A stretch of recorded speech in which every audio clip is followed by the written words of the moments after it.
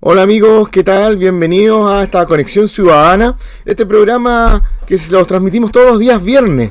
Hoy día, viernes 27, siendo las 20:58 en punto, iniciamos la transmisión de este nuevo episodio, así que vamos rápidamente a nuestros auspiciadores y luego a nuestra primera sección del programa Mitos y Leyendas.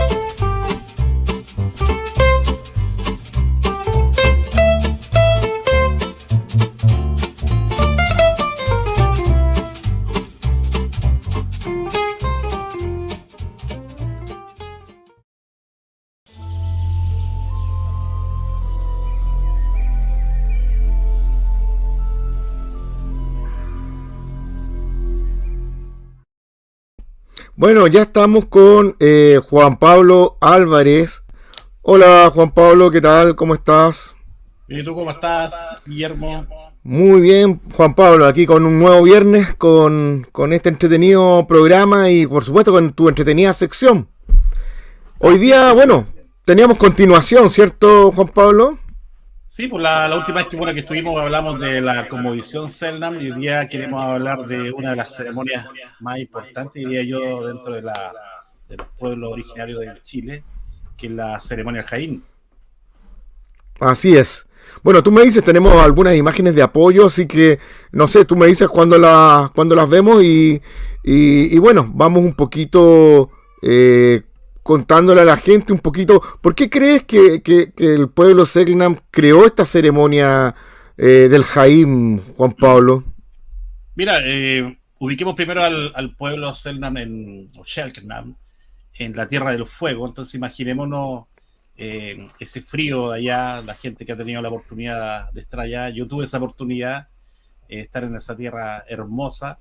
Entonces cuando tú te imaginas a este pueblo cómo vivía, cuando miraba esas estrellas en la noche, con ese frío gélido y con el viento como acompañante, un viento terrible de allá, tú dices, ¿cómo esta gente pudo sobrevivir primero que todo?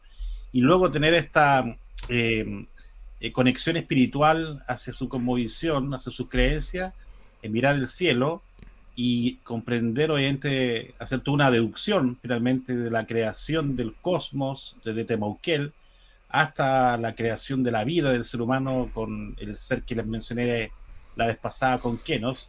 Y luego esta ceremonia del Jaí, que es una ceremonia que busca un poco prolongar, diría yo, el patriarcado. O sea, hablamos la vez pasada del matriarcado y que esta ceremonia estaba en poder de las mujeres, perdón, y con el tiempo pasó a los hombres. Por lo tanto, una ceremonia que si se fue haciendo cada tiempo, cada 2 años, 3 años, hay investigadores que datan de mucho más años, fue para básicamente prolongar un poco este patriarcado, ¿verdad?, que existió por muchísimos años. Hoy ante la gente le puede aplicar un sentido de machista a esta ceremonia, Claro. pero obviamente, claro, eran pueblos milenarios, una ceremonia que probablemente se realizó por muchísimos cientos de años, Y yo creo que la conexión que hicieron ellos desde su condición espiritual hasta después llevarla a cabo a esta ceremonia, realmente es impresionante. Y más o menos, ¿qué es lo que representa la ceremonia en sí? ¿Qué significado tiene? Aparte, digamos, del trasfondo que tú hablas del patriarcado, ¿hay otro significado más del tipo representación del universo, etcétera? Tú me dices, ¿colocamos las imágenes de apoyo ahora o no? Dale, ¿Sí? dale, coloquemos para que la gente tenga una visión más amplia, un poco de lo que estamos comentando. Ujú. La ceremonia del Jaín, pensemos que el Jaín era una choza gigante que se construía cerca del campamento del pueblo, y en esta ceremonia se realizaban distintas ritos, danzas, qué sé yo, y había un objetivo principal en esta ceremonia que era llevar a los jóvenes Selknam hacia la adultez. O sea, eso era lo principal de esta ceremonia, que podía durar meses. Imaginemos nuevamente, ubiquémonos en la Tierra del Fuego y ubiquémonos, no sé, por un momento en que estos pobres jóvenes los llevan a esta choza y en la noche eran visitados por estos espíritus. Imagínate una cosa que Sí. no te la pueden imaginar, el miedo, el terror, acompañado del frío y del ambiente. Pero era una ceremonia que tenía ese objetivo de lograr que estos jóvenes se transformaran en hombres. Inicialmente era la madre quien los llevaba cerca del Jaín, y luego los hombres ya alejaban a la madre como una semi-despedida, ¿verdad? Y este joven entraba a esta ceremonia que duraba meses, después lo llevaban a cazar, ¿verdad? Lo alimentaban y era visitado por estos espíritus, variados espíritus, que finalmente ya cuando se termina la ceremonia, por muchos meses después, ese joven ya era para ellos un adulto que podía mantener al pueblo, ¿verdad? Mantener a las mujeres y sobre todo a los ancianos, ya que respetaban mucho a los ancianos. Así que era una ceremonia que tenía un fin muy, muy fuerte de crecimiento. Se supone que los niños tenían alrededor de 13, 14 años cuando lo llevan a esta ceremonia, así que imagínate. Sí, tiene un fuerte significado. Oye, y bueno, tú nos habías conversado sobre los espíritus, ¿cierto? Sí, mira, una vez que el joven, que se llama Ujú. Cloqueten, lo llevan hasta a esta choza, este Jaín, es visitado por diversos espíritus. Los espíritus, como explicamos la vez pasada, es Ujú. una versión teatral, un poco se podría decir ahora, de esta prolongación un poco del patriarcado. En ella, estos jóvenes desconocían obviamente quién eran esos espíritus, obviamente que eran los hombres, ¿verdad? Y había de todo, había algunos que eran graciosos, otros eran muy divertidos pero a la vez violentos, otros eran más osados y algunos realmente eran horripilantes y casi a niveles de sangrientos, con algunos juegos, te podría yo decir, poco decorosos, para llevarlo a No, una palabra más adecuada. Por lo claro. tanto, la variedad de espíritus que eran visitados a estos jóvenes tenía de todos los ámbitos, pasaba desde la diversión hasta partes muy terroríficas. Oye, ¿y cómo comenzaba la ceremonia en sí? Bueno, básicamente lo que se hacía era, bueno, una fogata, ¿verdad? Como te comentaba, partían dos espíritus a buscar a los jóvenes al campamento, las madres los acompañaban cerca del campamento y luego estos jóvenes eran encerrados en esta choza Jaén. Eh, Inmediatamente aparecía lo que era el espíritu, diría yo, con mayor relevancia en la ceremonia, que se llamaba Sharpen, que con un grito gutural ya asustaba a todo el mundo ahí. Y Ya. finalmente lo que buscaba, el objetivo de este espíritu, era procrear el futuro Kettern, que se llama. Por lo tanto, golpeaba a los niños, ¿verdad? Los azotaba. Había todo un tema que no se desconoce bien si realmente era un golpe a cierta y siniestra o parte de una actuación, ¿verdad?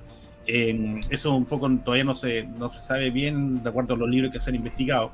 Pero sí, ya que apareciera un espíritu como de la forma de Chalpen, terrorífico, que se hablaba que venía del inframundo, que eso es lo que les contaban a ellos, ya el terror se apoderaba de estos pobres jóvenes que eran encerrados, imagínate, en la oscuridad de la noche, solamente acompañados de la luz de una fogata, con este espíritu que que finalmente era bastante violento. Te diría yo que es uno de los espíritus más peligroso.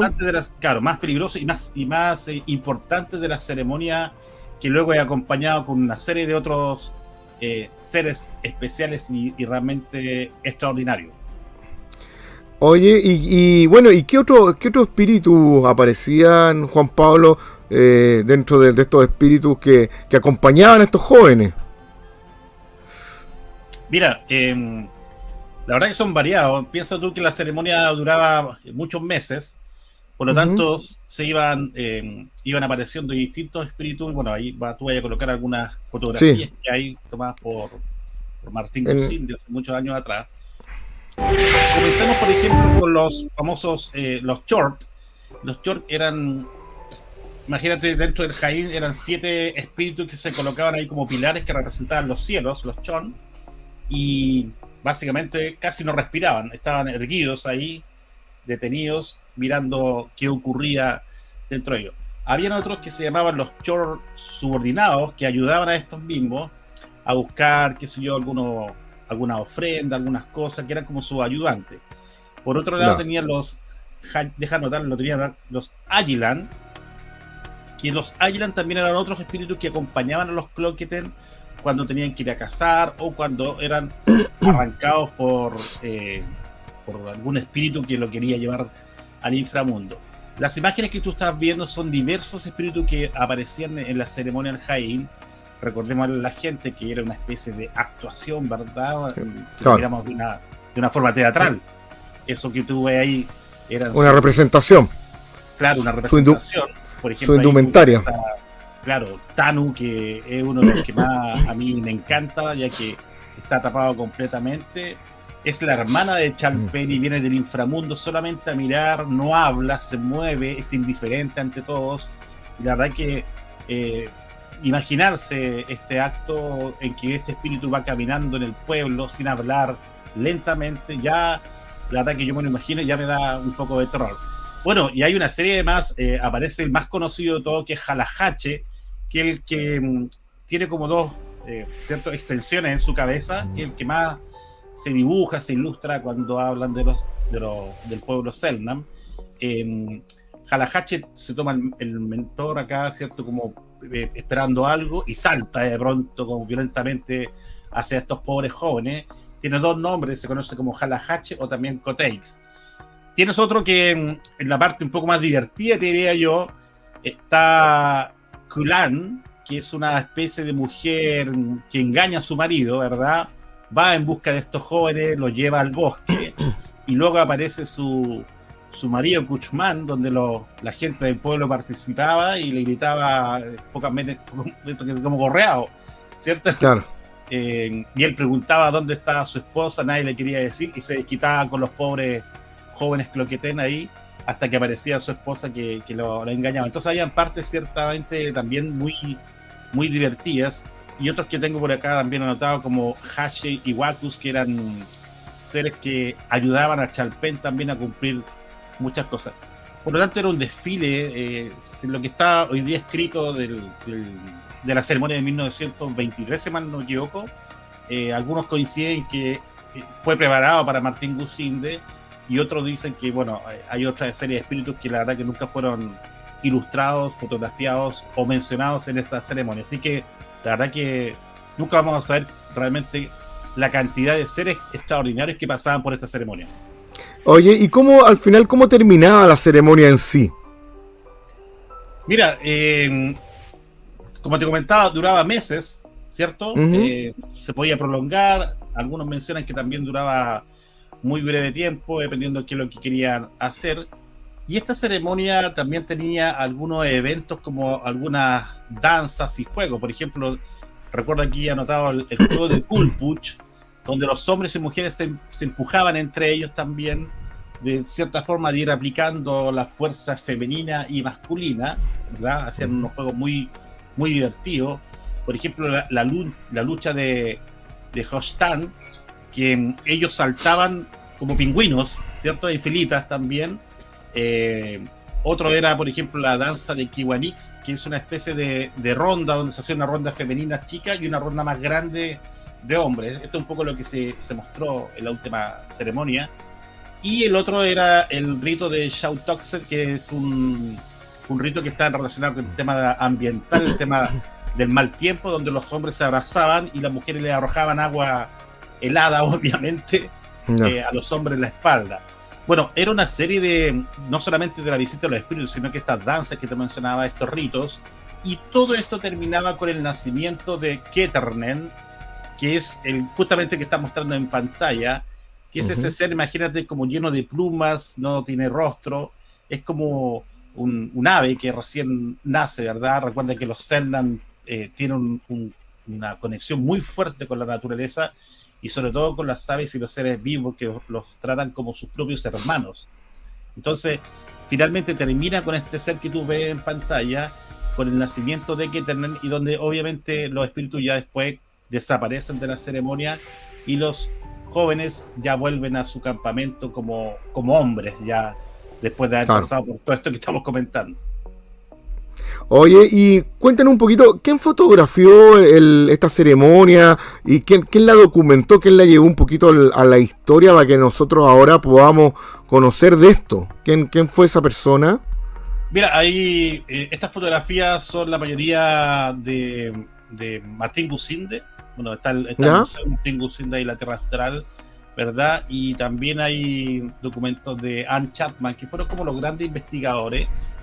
Pero también cuando tú conversas con la Corporación Selknam de Chile, también ellos te dicen que no todo es tan cierto de lo que está ahí, que hay algunas faltas. Por lo tanto, como que no hay certeza real de todo lo que, cómo funcionaba realmente esta ceremonia, cómo era.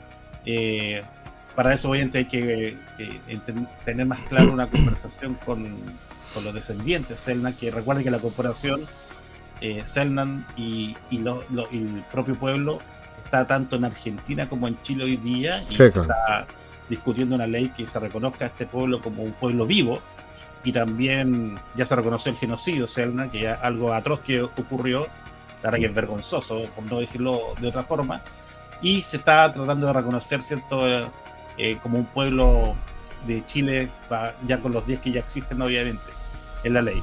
Por lo tanto, hoy día hay dos grandes investigadores, ¿cierto? Que es Anne Chapman y Martín Gusinde, si la gente los quiere buscar. Bueno, acá, por ejemplo, está el libro de Anne Chapman, que es...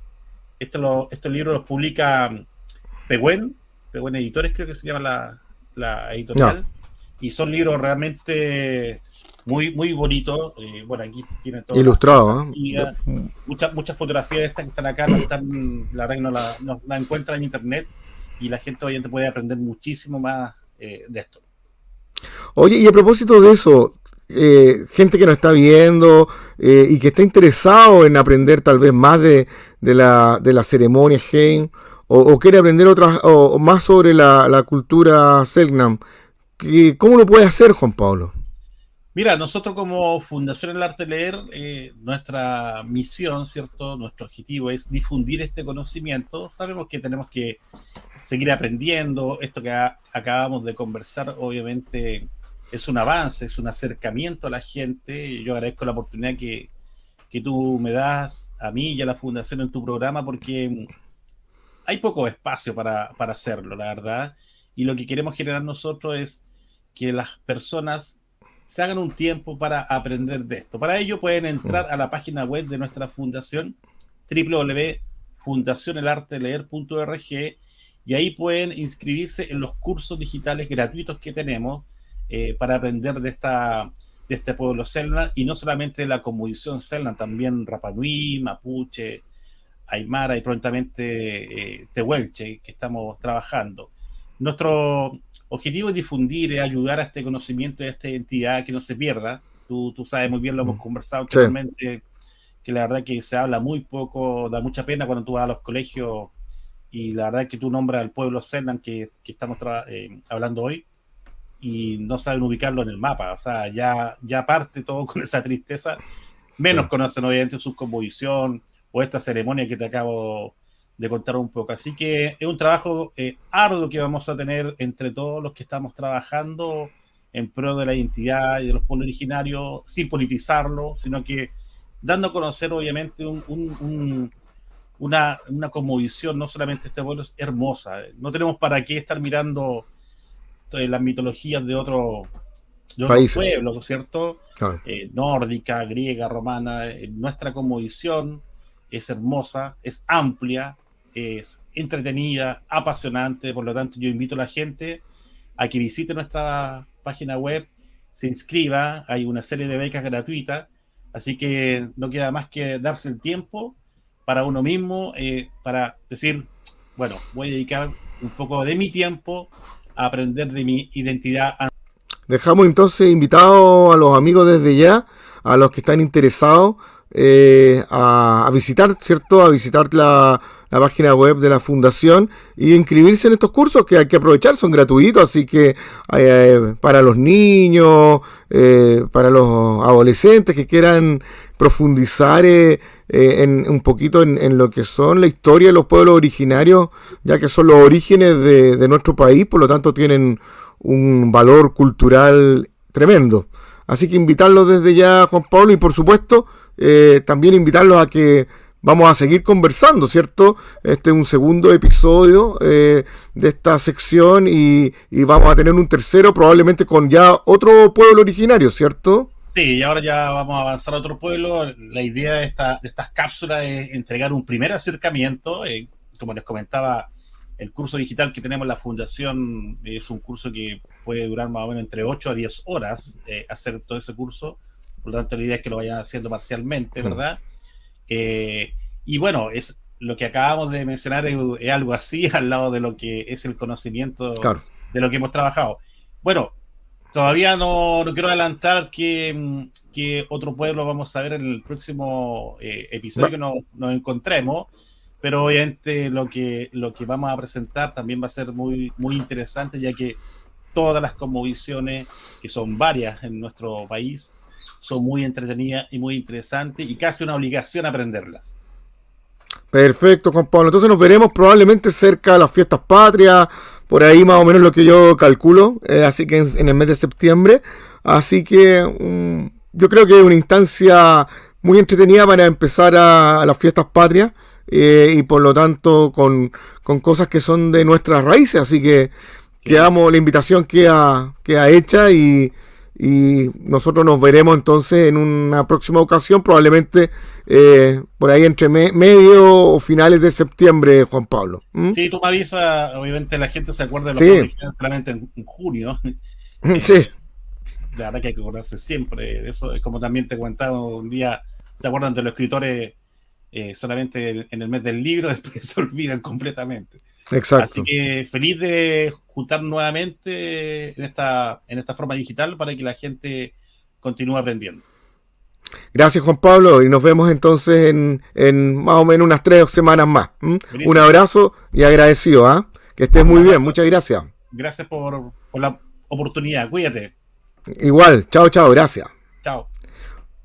Bueno, amigos, ahí la entretenida sección de mitos y leyendas con Juan Pablo Álvarez de la Fundación El Arte de Leer. Vamos a unos pequeños comerciales de nuestros auspiciadores y vamos a la sección de la película de la semana.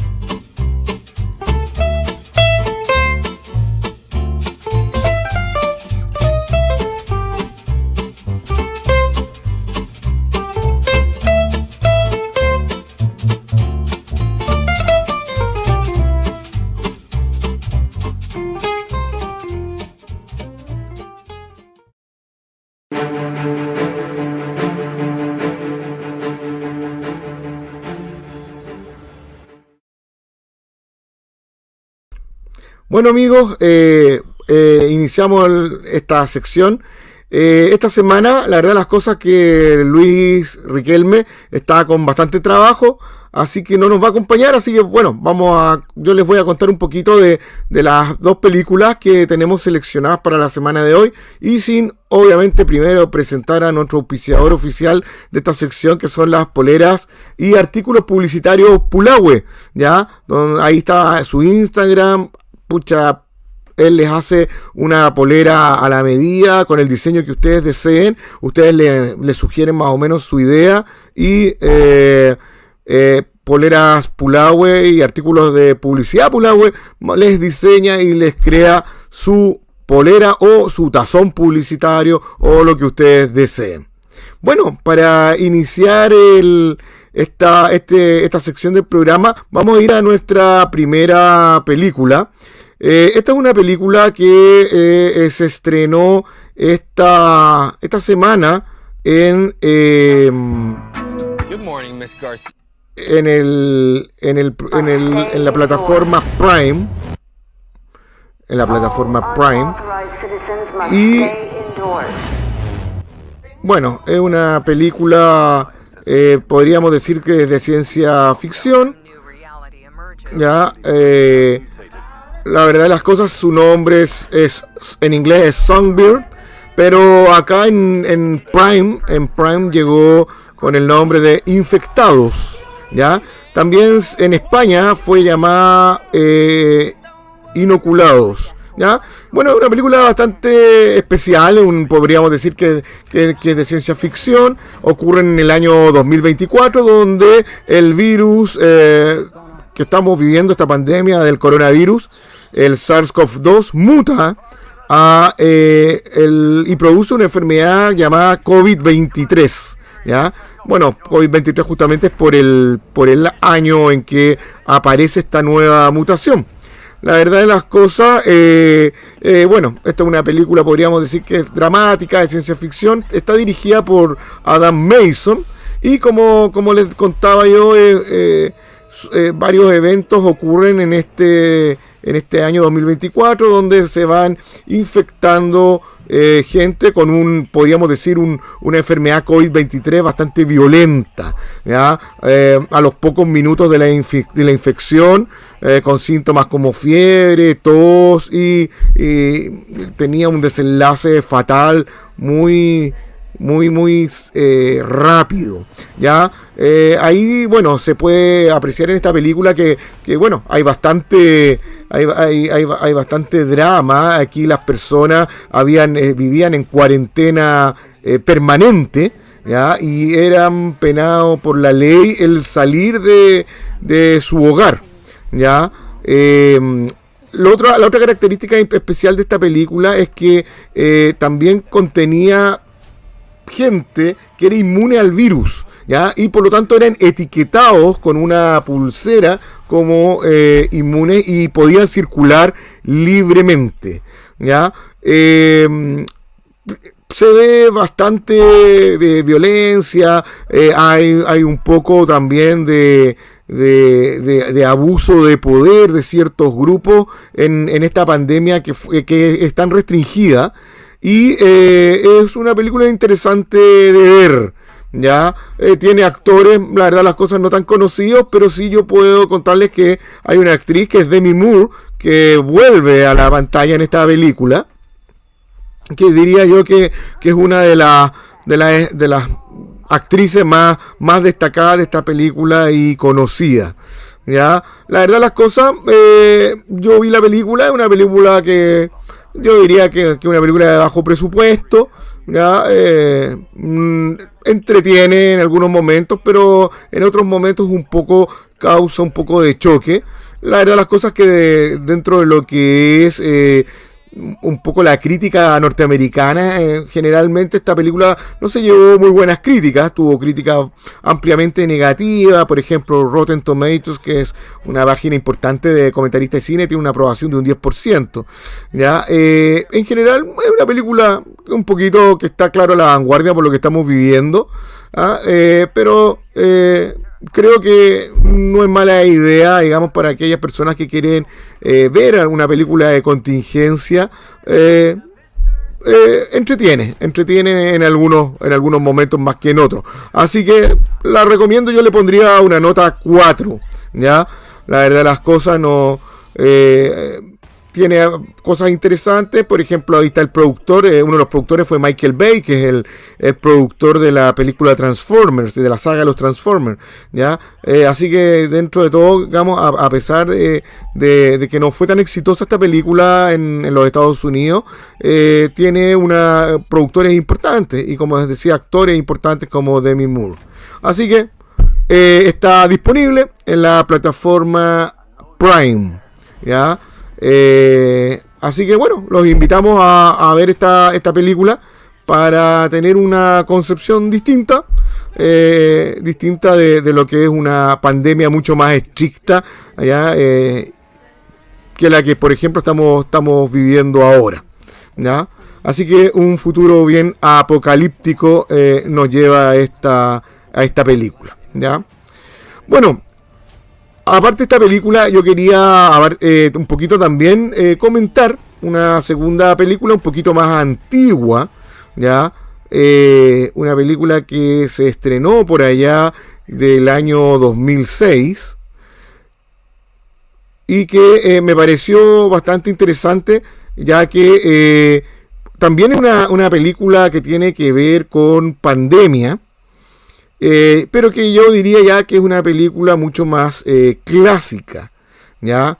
Clásica desde el punto de vista de que es una película que la hemos visto ya mucho más tiempo, mucho antes de que viviéramos la pandemia, y su nombre es Contagio, ¿ya? Esta película tiene grandes actores.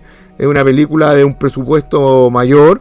De entre los actores cuenta Laurence Fishburne, Kate Winslet, Matt Damon, Jude Law, ¿ya? Y Whitney Paltrow, ¿ya? Más o menos esta película se basa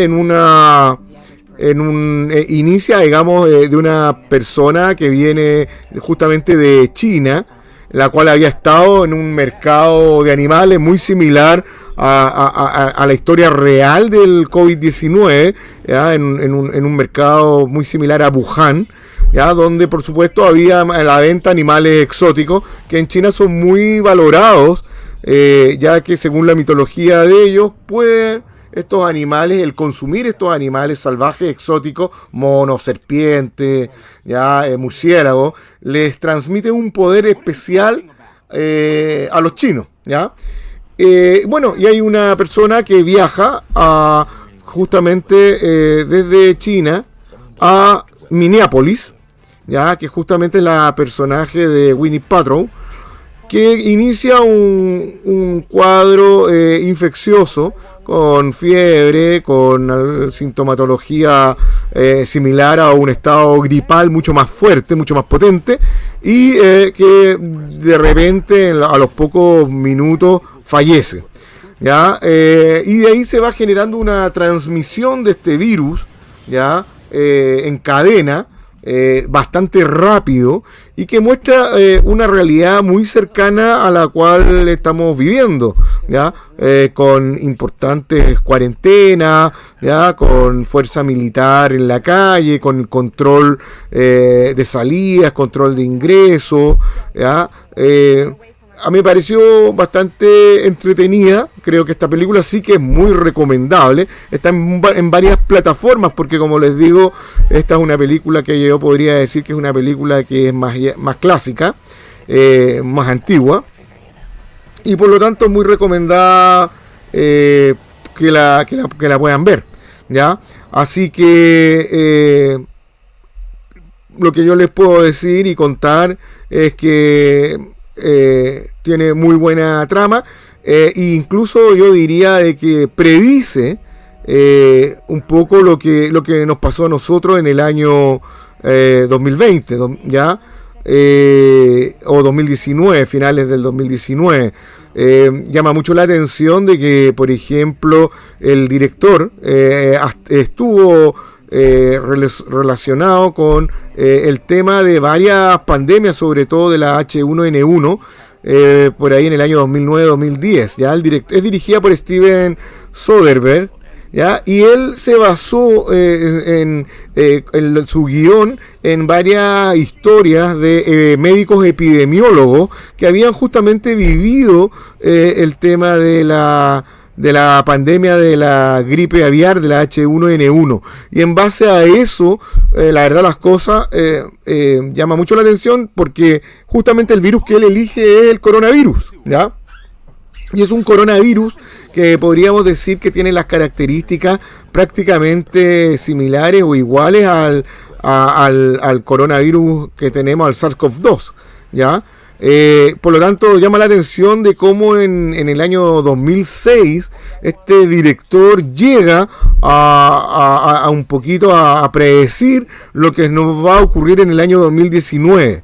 De hecho, incluso al final de la película hay una imagen muy bonita donde explica la cadena de transmisión del virus, ¿ya? Y por eso se las recomiendo, véanla, porque en realidad deja a la duda cómo en el año 2006 este director de esta película pudo extrapolar realmente lo que iba a suceder en el año 2019, ¿ya? Esta película ha sido bastante conversada y discutida en muchos programas de televisión. Ahora último, incluso por ahí fue mencionada por Juan Andrés Salfate también, porque llamaba la atención cómo se podía relatar en el año 2006 algo que ocurrió en el 2019 con tanta certeza, ¿ya? Así que súper recomendada esta película. Yo le pondría una nota 7, ¿ya? Y es muy interesante. Así que todos invitados a ver esta par de películas entretenidas y que tienen que ver con el tema de los contagios, los virus y las pandemias, ¿ya? Bueno, los voy a dejar para terminar la sección con el teaser trailer de la película que creo que va a batir varios récords, que es El Hombre Araña sin regreso a casa.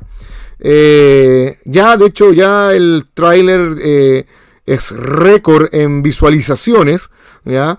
Sobrepasó las películas que tenían los mayores récords, que era Los Vengadores, Endgame y El Rey León, digamos, no en dibujos animados, sino que en live action. Así que les voy a dejar el video en español y los invito a nuestra próxima sección, que es Actualidad Ciudadana, hoy día con un invitado de lujo. Les comparto entonces este interesante y podríamos decir que batidor de récords en visualizaciones.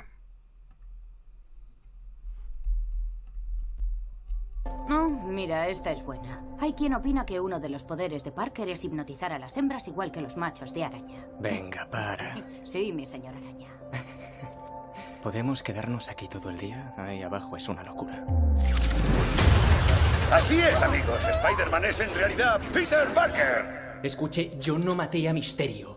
Fueron los drones. Los drones, que son tuyos. ¿No te sientes aliviado por todo esto? ¿Qué quieres decir? Ahora que todo el mundo lo sabe, ya no tienes que esconderte ni mentir a la gente. Que conste que yo nunca he querido mentirte. Pero ¿cómo le dices a alguien que eres Spider-Man? Ahora todo el mundo lo sabe. Pero ya no es por mí. Esto le va a hacer daño a mucha gente. He estado pensando en cómo arreglar todo esto. Dime, Peter, ¿a qué debo el placer? Siento molestarle, señor. Por favor, hemos salvado a medio universo juntos. Puedes dejar de llamarme señor. Vale, Steven. Se me hace raro, pero lo permitiré. Cuando Misterio reveló mi identidad, toda mi vida se fue al traste. Quería saber si tú podrías hacer que nunca lo hubiera dicho. Strange, no lances ese hechizo. Es muy peligroso. De acuerdo. No lo haré. El mundo entero está a punto de olvidar que Peter Parker es Spider-Man. Espere, ¿todo el mundo? ¿No puede seguir sabiéndolo alguien? El hechizo no funciona así. Y MJ va a olvidar todo lo que hemos pasado. Deja de alterar el hechizo. Madre mía, Ned es mi mejor amigo. Y tía May debería saberlo. Deja de hablar.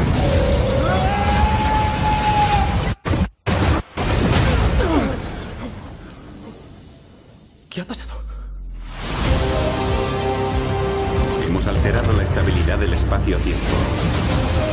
El multiverso es un concepto del cual sabemos tremendamente poco. El problema es que intentas vivir dos vidas distintas. Cuanto más lo hagas, más peligroso se vuelve.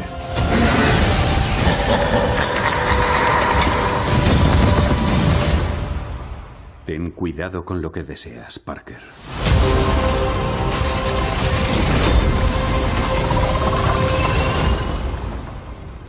Hola, Peter.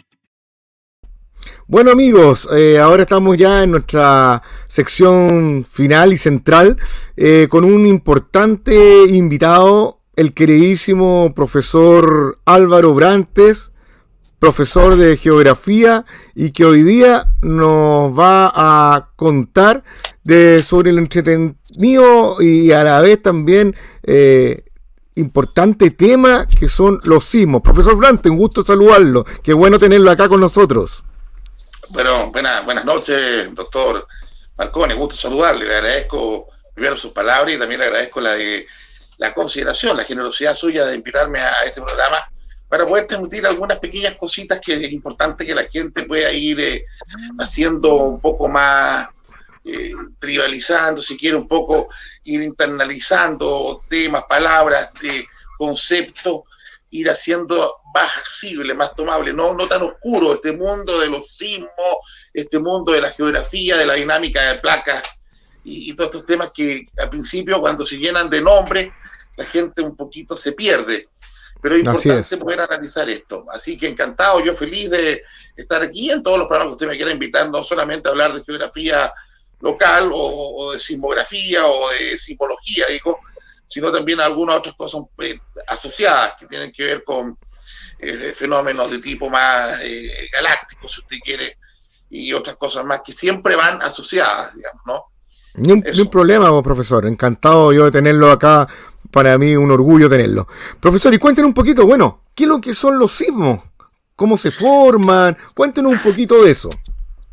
Sí, bueno, la verdad es que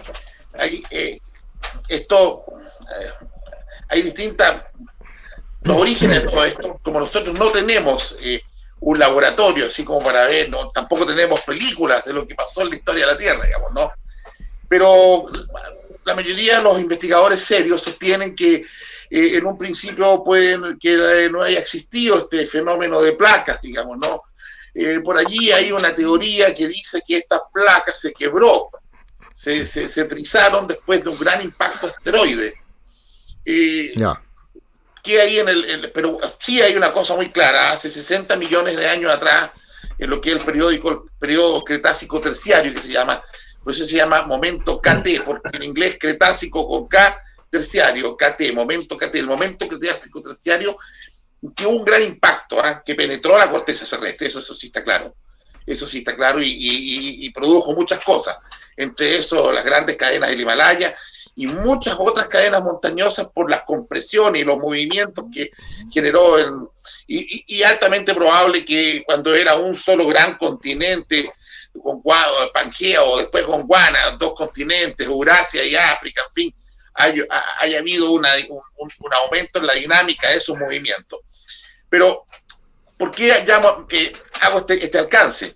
Porque se produjeron muchas rupturas en la corteza. Las dos más importantes están en la mitad de cada uno de los grandes océanos. En la mitad del océano Atlántico tenemos lo que es la dorsal del Atlántico, se llama, y en la del Pacífico, la dorsal del Pacífico, y que son rupturas de la corteza hacia adentro, pues son fosas de 10.000, 11.000 metros, 11, 12, 13 kilómetros hacia abajo, y que efectivamente por allí emana magma de la Tierra que se enfría con el mar, digamos, ¿no? Pero se va acumulando y va generando una compresión. No sé si yo puedo hacer una imagen yo aquí, así, ahí. Yo envié, lamentablemente, tenía unas imágenes, pero... Las comparto, profesor, porque yo las tengo, las que usted me envió. Perfecto. Hay una yo las tenía preparadas para que usted me avisara. Justamente. Esa que estamos viendo ahora, como se puede ver aquí al centro, desde el centro debajo del océano, si se fijan, se produce una salida de magma hacia arriba, ¿no es cierto? Y eso va a generar más corteza. Al ir generando corteza, la va presionando hacia los continentes, lo que hace que las placas, esas placas que se ven allí de color café claro, tipo café con leche, así ese tono beige, esas placas se van hundiendo debajo de la placa continental. No tan directamente, porque esa placa oceánica va a empujar esa otra placa, que es placa de Nazca, y la placa de Nazca es la que se va metiendo, una especie como de tren, de cadena que va empujando, digamos, ¿no? ¿Qué pasa? Esta placa de Nazca que se va metiendo y siempre se va a estar metiendo, y esto es lo que hay que decirle a la gente, señora, señor, siempre van a haber terremotos en tanto y en cuanto se produzca nuevo magma que sale del centro debajo de la capa de la corteza terrestre hacia el mar, se va acumulando y va haciendo este movimiento hacia los lados, como usted puede ver allí en la imagen. Así que siempre van a haber movimientos, van a haber sismos. ¿Dónde se instala puntualmente el sismo en sí mismo? En que esta placa de Nazca que se va metiendo debajo de la placa continental, que se puede ver allí justamente, se produce una acumulación, se frena ahí después de un terremoto en el año X, se frena y se queda puesto ahí como quieto, y en la medida que se va acumulando nuevamente la fuerza, la energía y la cantidad de placas creadas se va acumulando hacia ese lado, llega el momento en que la tensión es tan grande que se produce, como se dice allí, una acumulación de energía potencial, digamos, ¿no? Una acumulación de energía, y de pronto queda así como que ante el más mínimo aporte de energía más, o sea, un poquito más, y rompe aquel elemento de la placa continental que lo frena. Es como que yo estuviera frenando y de pronto me vence el movimiento de esta mano, me vence ahí y pasa hacia adentro, y pasa violentamente, y allí se produce lo que se llama el hipocentro del sismo. Aquí hay que aclarar una cosa también a la gente, que lamentablemente los periodistas muchos desinforman. No es el epicentro es arriba, epi es externo, es en la periferia arriba, en la parte, digamos, en la litósfera arriba, en el suelo mismo, ese es el epicentro. El foco abajo, donde se produce este roce que se llama subducción, ese es el hipocentro. Perfecto. Y es el centro el importante, porque depende en qué distancia hacia abajo está, qué profundidad tiene, cuánto fue el desplazamiento de placa de Nazca dentro de la placa continental. Todos esos elementos nos van a dar a nosotros una razón más o menos de lo que es la escala. También hay que recordar que hay dos escalas. Una escala que se llama la escala de Mercalli, que no se mide por graduación de las ondas P o de las ondas S, que se miden normalmente en los sismógrafos, sino que se estima según las cosas que suceden. Por ejemplo, si se mueven los postes, grado 3, estoy inventando así lo que recuerdo. Sí, claro. Es cualitativo. Si el mueble se cayó un frasquito, es grado 4. Claro. Si se cayó el estante entero, grado 5, y en fin, así. La escala de Mercalli es una escala, digamos, cualitativa, exactamente. Y la escala que más nos interesa a nosotros es la escala de Richter, que es una escala cuantitativa de estas ondas. No voy a meter a hablar a la gente de la onda, de la frecuencia de onda, la periodicidad, que si la onda P, la onda S, porque esos son temas técnicos. Lo que le interesa a las personas saber, esa foto es muy buena, porque aquí se producen dos cosas. Si se fija usted, la placa de Nazca se va metiendo debajo de la placa continental, es el primer elemento. Se produce el sismo, que es muy violento, y como se ve en la figura ahí, el roce, fíjese usted bien, el roce es tan violento entre las dos capas que funde roca, pero funde una cantidad importante de roca. Y esas rocas fundidas son bolsas magmáticas, que como toda cosa caliente, cualquier medio que esté, tiende a subir. Y aquí, como podemos ver, justamente avanzado ya ahí en el continente, se puede ver cómo esas bolsas magmáticas suben y van a salir o van a generar volcanes, o van a salir por los volcanes que están. Y por eso que, como decíamos en una reunión pasada, es normal que después de un tiempo de un sismo muy grande, de un terremoto o de un megaterremoto, al cabo de unos años vengan un tiempo, puede ser 1 año, 2 años, 3 años, eso es bien relativo, digamos, ¿no? En esto del ciclo de la roca y los procesos geológicos, los tiempos son tremendamente relativos, digamos, ¿no? Por eso mismo no se puede calcular cuándo va a haber un terremoto. Sí, y aquí eso es lo que vamos a seguir tocando después, lo que voy a decir ahora. Para terminar con este punto, esas bolsas magmáticas van a generar procesos vulcanológicos, que son erupciones de distinto tipo, ¿ya? Normalmente las más peligrosas son aquellas que nosotros le llamamos las que traen nube piroclástica. Piro es fuego, plástica es, ¿qué es lo que es? La nube que sale del volcán hacia arriba con una temperatura de miles de grados, con roca, con todo, y cuando tiene un alto contenido en sílice, fíjese lo que le estoy diciendo, cuando esa erupción viene con alto contenido en sílice, es que esa erupción sube, se enfría la atmósfera y baja inmediatamente sobre sí mismo, sobre el mismo volcán. Y eso hace que después, al caer, eso se transforme en una avalancha que puede ser de 5, 7, 9 metros de altura, por lo menos siempre 2 o 3 o más metros de altura, a una velocidad que siempre va entre los 50 y los 100 kilómetros por hora. Por favor, baja por el volcán hacia la falda, hacia los lados, con temperaturas que son de 500 y 600 grados. ¿Se imagínese usted una avalancha de polvo, nube, material incandescente, todo arrasando con todo a 500 grados de temperatura, a 60 kilómetros por hora? Esa es la famosa nube piroclástica que tanto terror le tiene a la gente en las erupciones volcánicas, y que han marcado la historia reciente de los hechos más tristes desde el punto de vista de las erupciones más trágicas, más violentas, que pueden ser, por ejemplo, el caso de la Martinica. Por allí está Krakatoa, no es Krakatoa, es Krakatoa en Oceanía, y hace poquito el Monte Santa Elena también, en Sí, Centroamérica. Entonces, el Nevado del Ruiz, no sé si se recuerda que ahí también hubo... el Nevado del Ruiz, que bueno, sí, parece que se estaba cerca de México. Entonces, sí, bien complicado ahí, porque hubo aparte avalanchas también de nieve, porque era un volcán dormido, digamos. Por lo tanto hubo grandes problemas, no solamente por la lava del volcán, sino que también por el cambio de temperatura que generó una avalancha de barro y que arrasó una ciudad, digamos.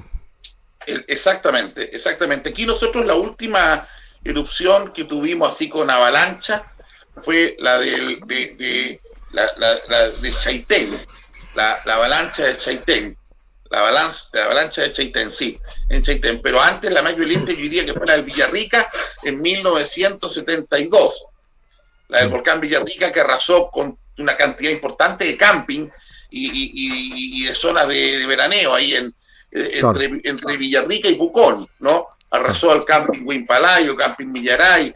Bueno, hubo unos carabineros muertos porque se llevó los radios patrullas con todos los derritió todos, y eso es una bola de fuego que viene bajando. Bueno, hizo desaparecer el pueblito de Coñaripe, donde están las termas de Coñaripe, y desapareció el pueblo de Coñaripe completamente. Uno va para allá y todavía el suelo está lleno es un suelo negro, digamos, de ceniza. Entonces, hay una relación siempre como un acto segundo del terremoto, del sismo, con esta consecuencia que es la generación de bolsas magmáticas y las erupciones. Entonces, ese es un tema que es bien importante tener en cuenta siempre. Vuelvo a decir que nosotros cada 25 años estamos teniendo terremotos grandes. Ahí esa es la mejor muestra. Yo creo que esa figura está espectacular, exactamente. Ahí se puede ver todo lo que estamos comentando. Y se va metiendo la placa. La placa se tranca ahí, ¿ya? De pronto. Esa placa que va entrando hacia abajo, se tranca en la placa continental. Se tranca, se mantiene trancada ahí, como que si tuviera un tope, como que la placa continental tuviese una saliente de roca hacia abajo, y con eso la tranca, la frena y la frena y la frena. Pero por detrás, la placa esa que se está metiendo hacia abajo sigue creciendo hasta que rompe nuevamente. Y esa acumulación de energía cada 25 años. Eso es ¿Y cómo estamos, profesor, y ahora ¿Cómo estamos con respecto a la acumulación de energía? ¿Tenemos mucha energía acumulada, más o menos coincide con los años? ¿Tenemos posibilidades, tal vez, por supuesto que esto no se puede predecir, pero de a lo mejor tener un sismo de mayor magnitud acá en la zona central o Chile centro, digamos? Sí, eso quería comentar. Nosotros tuvimos un terremoto bastante importante el año 1960 fue, ¿el de Valdivia? Sí, 60. Sí, si 60. Nosotros le sumamos 25 años más, nos da el terremoto de 1985. Sí. Si nosotros le sumamos 25 años más, nos da el terremoto de 2010. Que el Señor nos pille confesado el 2025. 30-35. Pero 25, hay algo que, claro, estamos hablando de esta zona centro-sur. Porque la diferencia entre el terremoto de Valdivia, el de Santiago del 85 y el de Curanipe o de Coquecura del 2010, estamos hablando de la misma zona de la placa de Nazca. Es más o menos la misma parte de la placa. Así que se ha cumplido ahí cada 25 años. Pero falta el otro trozo de la placa hacia adelante, que son dos partes. La que es en sector más o menos de los Vilos, que esa sí nos puede afectar a nosotros mucho, porque está poquito más allá de nosotros. Y la otra, la del norte, Iquique, Arica. Y la de Iquique, Arica, eso está acumulado, aunque han habido sismos grandes que pueden haber liberado algo de energía. Yo creo que ahí estamos hablando palabras mayores, y los Vilos igual. Los Vilos, no hemos tenido nosotros en la zona de los Vilos, Coquimbo, un terremoto allí, digamos, de magnitud hace muchos años. Entonces, claro, seguramente a nosotros algo nos libera los terremotos que fueron hacia el sur, pero que hay una acumulación de energía ahí importante, sí, hay una acumulación importante. ¿Cómo se mide eso? Yo creo que cada día con los equipos, con los sismógrafos. El sismógrafo sigue siendo el sismógrafo, pero estamos hablando de tecnología de punta, basado en equipos que tienen utilización basado en tecnología cuántica, perdonen que suena tan raro eso, en tecnología cuántica. Por ejemplo, el láser es tecnología cuántica, digamos, ¿no? El que usted entra al supermercado y la puerta se abra sola, eso es física cuántica, es mecánica cuántica. Y eso también se puede aplicar a medidores y a otras cosas más, digamos. Medir incluso hacia el magma, hacia abajo. En fin, cada día se va desarrollando eso. Pero por mientras, y esto es lo que yo siempre le digo a las personas, pasado un cierto tiempo, hay que estar atento, hay que estar preocupado, hay que estar ocupado de lo que se nos viene, se nos puede venir. Entonces yo le quiero decir a las personas que no existe ninguna posibilidad, no existe el que alguien me diga, uy, qué bueno que pasó el terremoto, listo, por fin salimos de esto y ya no tenemos nunca más. No, señora, lo siento. Vivimos en una zona de terremotos, vivimos en una zona que es de una dinámica geológica muy grande, muy potente, porque es la suma de todas estas placas. Esto sigue hasta el norte, hasta el norte de América, o sea, estas placas que se meten en los continentes, y también pasa con las placas que se meten desde el Atlántico hacia este otro lado. Por lo tanto, aquí hay un tema bien importante, por favor. El vector de empuje, mire usted, el empuje que viene desde el Atlántico, que también tiene su dorsal, que también está generando más corteza, y esa corteza va apretando también el continente, hace que la cordillera de los Andes siempre esté creciendo. Mire lo que le estoy diciendo. Es como si usted el mantel de su casa lo toma y lo apretara así por ambos lados. Se produciría una arruga que cada vez sería más grande. Esto es exactamente lo mismo. Pero esa arruga que sería cada vez más grande, en términos de esto que estamos hablando, hace que la placa continental también tenga un empuje vectorial absolutamente vertical sobre la placa de Nazca. O sea, por un lado es la placa la que se está moviendo para acá, pero muy sutilmente también la placa continental aprieta contra la placa de Nazca. Y esa es la parte que no se considera mucho siempre, y hay que considerar ahora con el terremoto de Haití. Por eso decimos que hay una cierta relación entre el terremoto de Haití y el terremoto de Chile en 2010, que fue 35, 40 días después. Y ahora tuvimos hace unas 3 semanas, ¿no? Más o menos. Sí. Entonces, Profesor, quiero decir, dígame. Profesor, y a su juicio, los chilenos, este país, ¿hemos aprendido después del 2010? ¿Estaremos preparados para un sismo de gran magnitud con posibilidad de un tsunami? ¿Qué piensa usted? ¿Hemos aprendido en todo este tiempo? ¿O usted cree que en realidad nos va a pillar esto desprevenido como siempre y con los problemas que se han generado en otros sismos y en otras emergencias de este tipo? Sí, qué buena pregunta, doctor. Le quiero hacer 2 alcances. Primero que todo, normalmente cuando es muy violenta la entrada de la placa entra y al hacer ese movimiento también hace un movimiento hacia abajo, lo que hace que baje 1 metro más o menos la masa de agua hacia abajo y después se vuelve a colocar en la misma posición o se mantiene. Un movimiento de una masa de agua vertical de 1 metro en esta cantidad sideral de lo que estamos hablando es absolutamente seguro un tsunami. Un movimiento de 1 metro de agua de océano hacia abajo es un tsunami y absolutamente nadie lo podría poner en duda. Ahora, ¿cuál es el tamaño de la ola? Bueno, puede ser 2, 3, 1,5 metros, lo que sea, pero quedaría un fenómeno de tsunami, sí.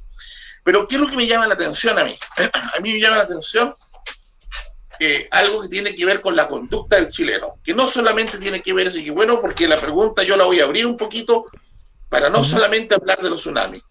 Tsunamis, terremotos, erupciones volcánicas, incluso en el caso de los incendios, nosotros nos encontramos con que la gente pasa el evento trágico, con muertes, con drama, y todo el mundo, y todo Chile unido para salvar, que se el pueblito tal, o todos pongámosle el hombro para no sé cuál. Me acuerdo cuando yo era muy pequeño decía póngale el hombro y qué sé yo, y una serie de programas de televisión y todos ayudando.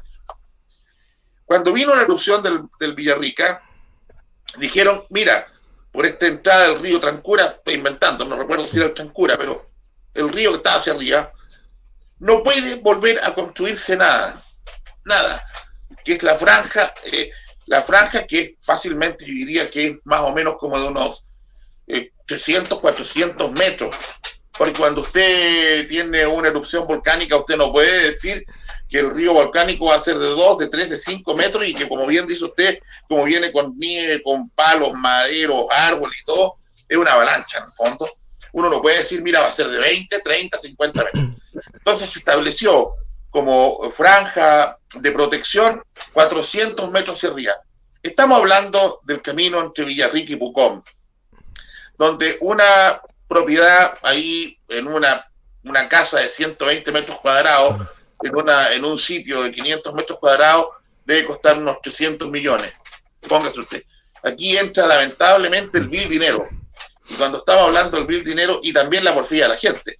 No, pero si no va a pasar nada, si ahí mismo.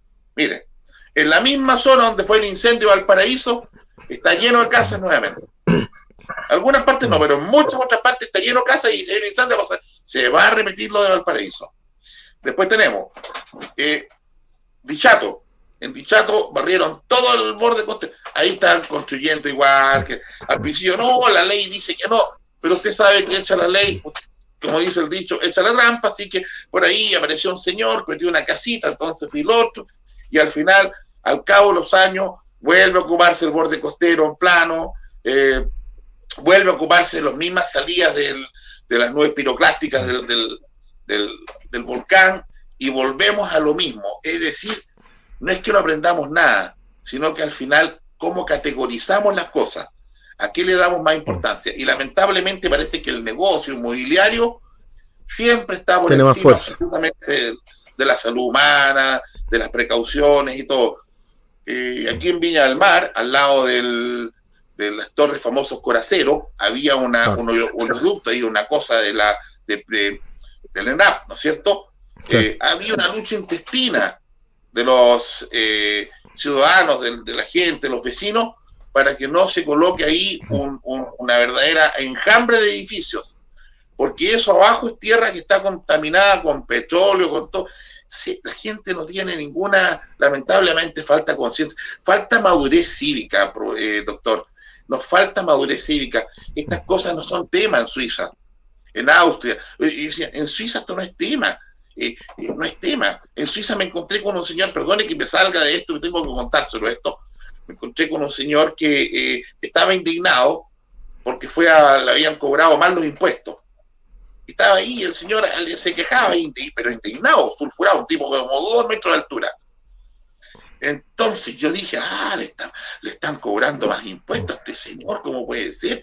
Entonces, yo así esperando, y el tipo alegaba, se quejaba, entonces le dice, y al final, ¿qué entonces? No le puedo aceptar que usted me haga venir aquí, porque yo no lo puedo aceptar. Usted lo que está haciendo es un daño y estaba pidiendo que la echaran a la señora. ¿Y qué es lo que era? Que la señora le había cobrado menos impuestos, doctor. Le había cobrado, póngase usted que le cobraron, voy a inventar, le cobraron a este profesional 2 millones y él decía que tenía que pagar 5 millones 8. Y él decía, usted me tiene que aceptar el cheque de 5 porque esto es lo que yo tengo que pagar.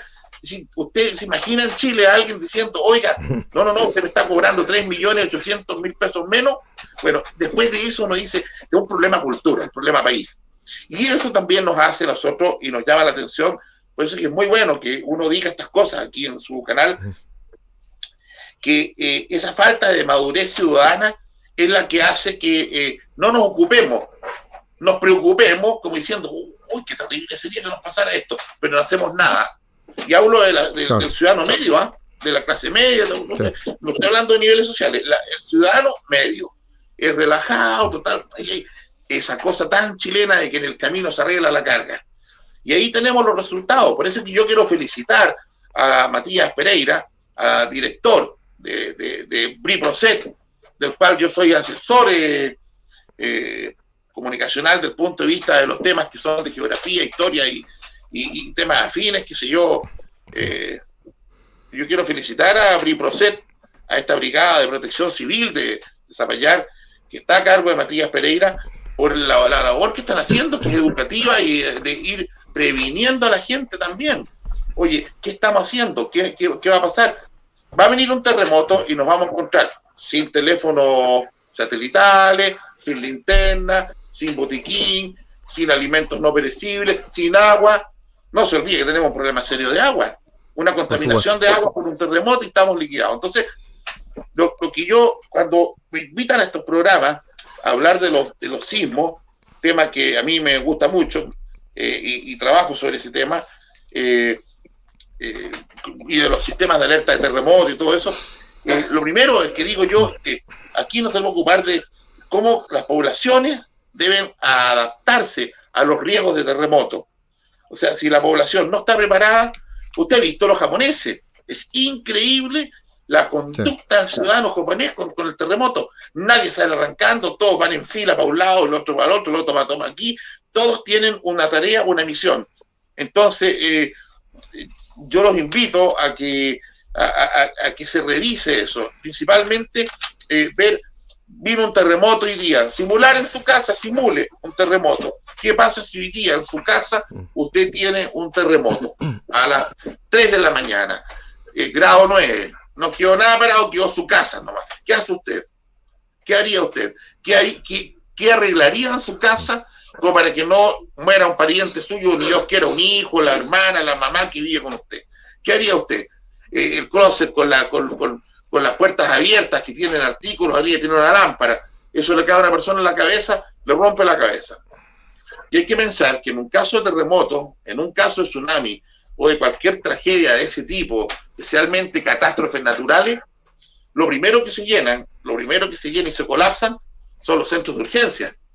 Entonces, usted como médico sabe, y es absolutamente, y entramos en lo que se llama, que nadie quiere, pero siempre pasa, que ante esa situación tenemos que discriminar. Este señor viene con el brazo colgando y el otro señor viene con peligro absolutamente riesgo vital. ¿A quién voy a ver? Al de riesgo vital. El señor perdió el brazo. Que no lo hubiese perdido si no estuviésemos en una situación de colapsar el sistema médico. Entonces, es responsabilidad de uno y del otro. Este tema de madurez cívica es muy importante y yo creo que habría que, a lo mejor, elaborar con la gente de BRIPROCET una especie de manual de procedimiento frente a distintos tipos de catástrofes, pero escrito, impreso. Entre todos pedir ahí colaboración de los vecinos como para poder imprimir y que en cada casa exista un manual y que la persona se sienta obligado a leerlo, a manejarlo, a internalizarlo. Eso yo creo que sería importante, porque para responder su pregunta, no, en el discurso aprendimos todo, solo en el discurso, pero en la acción, en la operación, no hemos aprendido nada al final. Sí, así es. Bueno, profesor, usted sabe, el tiempo se nos pasó volando. La verdad, las cosas muy, muy entretenidas, su sección. Yo también aprovecho de felicitar a Matías Pereira y a BRIPROCET, a la Brigada de Protección Civil, Emergencia y Telecomunicaciones de Zapallar, porque hoy día salió una nota muy bonita en el diario El Observador, prácticamente una plana completa dedicada justamente a nuestra Brigada de Protección Civil, así que un reportaje muy, muy merecido por el bonito trabajo que hacen este grupo de distintas comunas y que es en pos de ayuda a la comunidad. Así que más que felicitaciones y un abrazo a toda la Brigada de Protección Civil. Profesor, bueno, yo le agradezco mucho esta instancia que nos dio para conversar de estos interesantes temas que desgraciadamente no siempre se tocan, porque, bueno, usted sabe, la televisión principalmente se están los temas que están de moda, ¿ya? Y no realmente las cosas que realmente hay que darles un mayor empuje, una mayor importancia, porque nunca está de más estas cosas que pueden ocurrir y nadie las sabe tampoco. Así que un poco la misión de este programa es justamente Conexión Ciudadana, es conectar a la ciudadanía con distintos temas, como en la primera sección que conectamos un poco con las culturas ancestrales de nuestro país, y ahora un poco con el tema de la geografía, de las catástrofes naturales, con el tiempo que usted nos dedicó, profesor. Así que yo realmente estoy muy muy agradecido. Espero tenerlo nuevamente, tal vez conversando otro tema interesante, porque en realidad los temas, digamos, de su área son muy muy entretenidos y muy interesantes, y por lo tanto la población es necesario que lo sepa. Así que le dejo yo unos minutitos para que se despida. Sí, justamente hay temas, por ejemplo, como que de pronto de la gente, porque también está como que la gente pueda despejar dudas que la agobian, de repente, oye, ¿qué pasaría si llega un meteorito? Y si cae un meteorito, claro, ¿cuáles son los efectos? ¿Cómo tendría que ser? Todos esos temas son temas muy interesantes y que son posibles que pasen. Lo que sí también yo creo que es aprovechar esta instancia para tocar estos temas asociados a un poco informar a la gente qué es lo que tiene que hacer. O sea, uno no viene a hablar, oye, mira, el terremoto se produce aquí, ya, pero perfecto, todo bien, hasta aquí estamos bien. ¿Y usted qué? ¿Qué pasa con usted, ciudadano? ¿Qué pasa? Porque a mí lo que me interesa, y a usted y a todos nosotros, es que ese ciudadano tenga la menor cantidad de efectos negativos, digamos, frente a un fenómeno no querido de la naturaleza, pero que al final de cuentas de la naturaleza. Así que yo quiero agradecer esta instancia, doctor, la confianza, y yo encantado, yo vengo, usted me ve con delantal porque vengo saliendo de clases de la universidad, yo doy clases ahí de otros temas, también me preocupa la economía, también por ahí filosofía, soy bien transversal en eso. Así que, agradecer este tremendo aporte que hace el programa suyo, y que es misceláneo además, pero cultural. Y eso quería decir, ahora me acordé. Lamentablemente la televisión, en vez de informar positivamente, informa negativamente. ¿Y a qué me refiero? Que aparece la típica persona, señora, señor, especialmente estas niñas de los matinales, que aparecen como morigerando todo, como que no se vaya a asustar la población. Entonces, como la población, si se asusta, eso es malo. No, pero usted no se preocupe, igual no creo que pase. Siempre como quitándole la importancia, cuando es al revés. Es al revés. La persona debiese estar siempre atenta, preocupada, ocupada, dije, y viendo qué tengo, cómo estoy, en fin, mantener, por ejemplo, alguien ha dicho que usted es obligación que maneje en la casa, y me quiero despedir con esto, para que vea usted, señora, señor, que está viendo este programa, alguien ha dicho que usted debiese tener un extintor en su casa, absolutamente habilitado, activado y regulado. Cada 6 meses va el especialista y lo ven, lo revisan que funcione. No. Y resulta que un extintor es fundamental frente a la posibilidad de un escape de gas. ¿Y cuándo viene el escape de gas? Con el terremoto. Mire usted. Así es. Sí. Muchas gracias, doctor.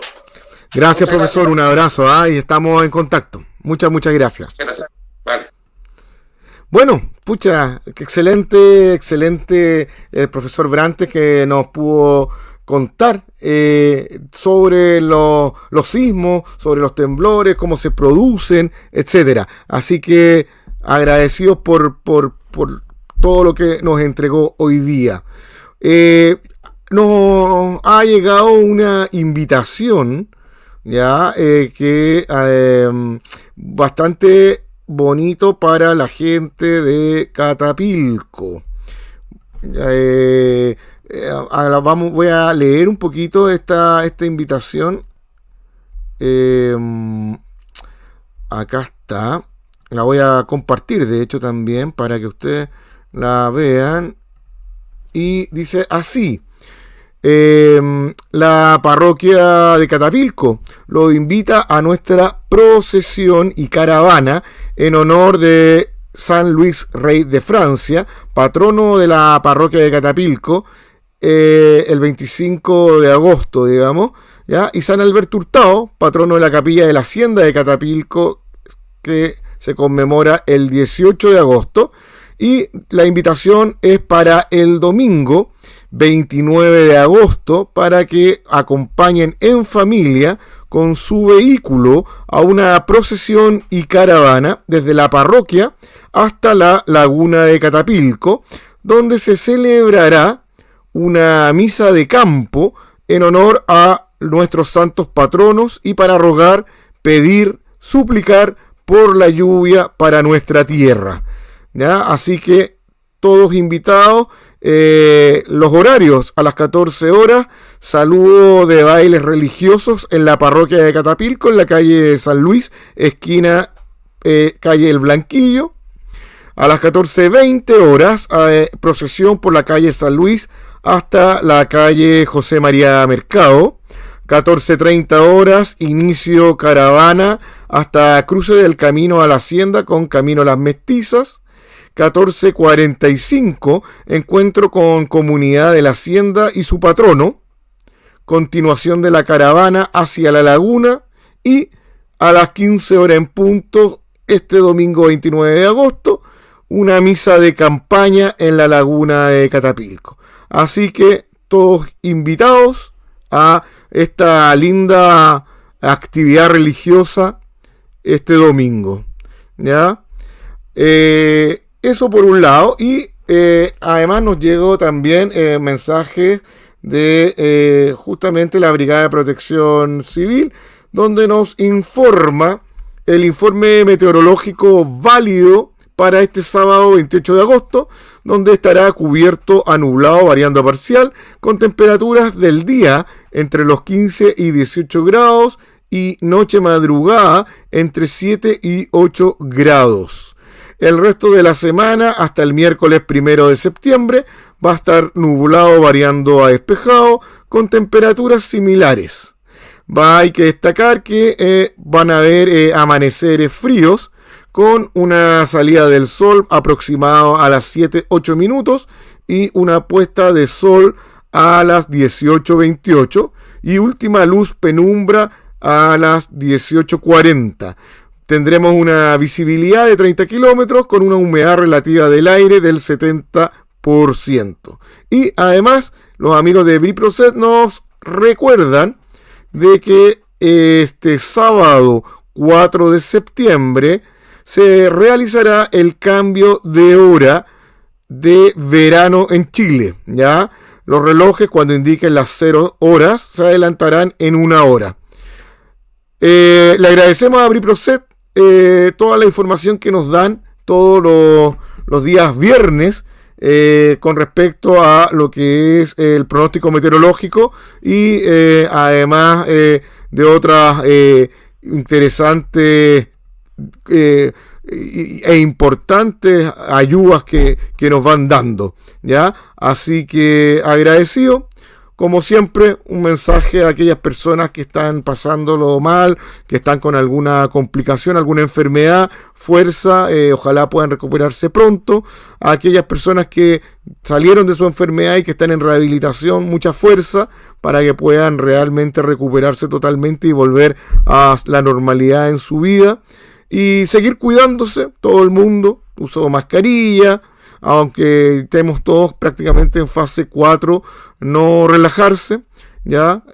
No olvidar las protecciones mínimas, el alcohol gel, el distanciamiento físico y el uso de mascarilla, que son las medidas mínimas que tenemos para poder protegernos de este virus SARS-CoV-2.